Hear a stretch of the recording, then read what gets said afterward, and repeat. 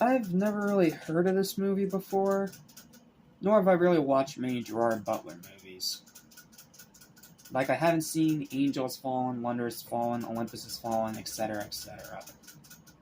And from what I've read from reviews after I watched this movie, it's apparently an almost beat-for-beat ripoff of a movie called Heat.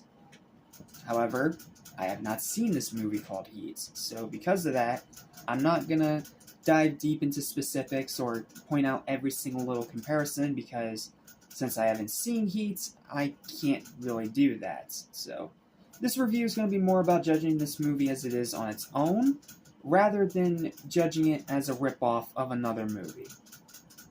Okay? Just want to make that clear. And as its own movie, it's pretty good. But there are some problems. So let's talk about it. What's up, what's happening, what's going on, everybody? Welcome back to Anime Sensation, your number one for animation, including TV and movies. I'm your host, Jackson Small. Welcome to my first live-action movie review of the year. The movie known as Den of Thieves. A movie from 7 years ago. Yeah. It's not that I didn't have any interest in this movie back then. It's more the fact that I just didn't have time. Not to mention, back then, I was not reviewing professionally like I do now. So, because of that, I did skip this movie and watched something else. But, the sequel's coming out tomorrow. So, of course, I gotta review the original. That's how we do it here. Like, if I don't review the original in some kind of marathon, I have to review it before I get to the new installment. And for those of you also asking, where's the My Hero Academia Your Next review? Well, unfortunately, I never got to catch that movie in a theater, so I'm gonna have to wait until April 1st. So, yep, Your Next is gonna end up becoming a 2025 movie. So, if you see it on the best list there, that's why. Or on the worst list, I don't know. Like I said, I haven't seen it yet. But anyway, getting back on topic, sorry I kind of veered off there. How is this movie by itself? It's pretty good. It's solid, decent, fun popcorn entertainment. But it's not great. And no, it's not because it's a ripoff of another movie that I have not seen. No, it's more because the movie itself does have a lot of problems. And it's not the most amazing, epic thing ever. I mean, you're always going to get that with action movies. Every now and then you get something great, and every now and then you get a piece of crap. So, this is one that kind of falls into the middle. It's really good, I'm glad that I watched it, but I can't really see myself rewatching it again. I might rewatch it tomorrow to refresh my mind again when I go see Den of Thieves 2, but outside of that, I'm probably not watching this movie again. It's not because it's bad, it's because I feel satisfied after one watch.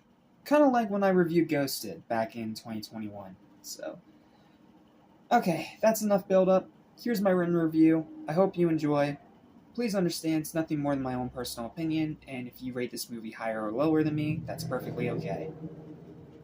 I'd never heard of this one before, but with the sequel coming tomorrow, I thought I'd give it a look. When the most successful bank robbery crew in the state, led by Ray Merriman, played by Pablo Schreiber, I apologize if I'm mispronouncing your name, plan a seemingly impossible heist on the Federal Reserve Bank and kill a slew of cops along the way, it's up to Nick O'Brien, played by Gerard Butler, and his elite unit of LA County Sheriff's Department to find out what they're planning and end them once and for all. Because this elite unit of the sheriff's forces, they don't use cuffs. When they go after their targets, they go after to kill.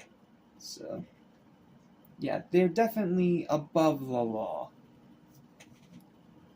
So, pros. Solid characters. I do like the characters here. None of them were really that aggravating or annoying or agitatingly stupid. But they weren't like the most amazing characters in the world. Like, you have our main character who's a hard-edged cop who acts above the law and is also apparently a really, really terrible husband and father. Yeah, I haven't seen that before. And then we have the guy on the other end who is a convict trying to pull off this big heist for some reason. So, yeah, characters aren't really anything memorable, but they're solid. None of them are hateable. None of them you think are just there to be annoying. Like, they're all solid, well-made characters. It's just some that we've seen before. Excuse me. It's some that we've seen before in other movies. Good acting. The acting in this movie is pretty good. It's nothing amazing or spectacular, but it sells what it's trying to convey. Great direction. This movie is well made and very competently shot and directed. From a first-time director, apparently, which is pretty interesting. Thrilling action. I'm just going to say right now, don't go into this movie expecting a super high-stakes action fest like Fast and the Furious, because that's not what this is. What this movie actually is a slow burn, quiet, tension-filled heist thriller. It only has 2 action scenes. It has one in the beginning, and it has one at the end. Outside of that, it is a lot of talking, it is a lot of exposition, and it is a lot of planning and setting up things. If you don't like that kind of movie, you're not going to like this movie, but if you don't mind slow burns, you'll enjoy it fine. Decent writing, nothing to write home about, but by no means terrible. Solid slow burn pacing. It is a slow burn, but it mostly handles that pretty well. And high tension that ramps up into an awesome final act. The final act of a shootout in broad daylight is actually a lot of fun. Definitely worth the price of admission. But there are problems. Let's start with, my opinion, the biggest problem of the entire movie, and that is that the movie's runtime is bloated obnoxiously. This movie's over 140 minutes long. That's 2 hours and 20 minutes. For a story this simple, that feels way too long. Could have easily trimmed off like a half hour there. Come on. Some unnecessary domestic drama that screeches the story to a halt. It's barely in the movie, it's barely acknowledged in the movie, so I'm barely going to acknowledge it here. I'm just going to say when it happens, and it feels entirely, utterly pointless. And a lot of tedious exposition dumping. Like, that's pretty much what this movie is in its main base. It is very exposition heavy, making plots, making plans, talking about how they're going to execute this plan or all the information they know, yada yada, etc., etc. Also, I forgot to put this in my written review, but it has a stupid, terrible twist that just comes off as silly. Overall, though, despite all these problems, it's a pretty solid, enjoyable heist movie. I've seen way worse things than this, but not sure if I'll rewatch it much, nor do I think that it really needed a sequel.